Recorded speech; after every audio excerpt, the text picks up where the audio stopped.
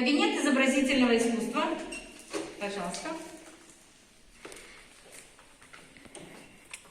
В детском саду имеется штатная единица преподавателей за деятельности, поэтому у нас преподается в первую половину дня в группах предшкольной подготовки и за деятельность именно в этом кабинете. Во вторую половину дня платные услуги здесь проводит филиал школы искусств номер 2, Центр детского развития творчества. Вся материальная база здесь имеется в наличии. Отдельные магнитные доски, пожалуйста, столы полностью на подгруппу рассчитаны.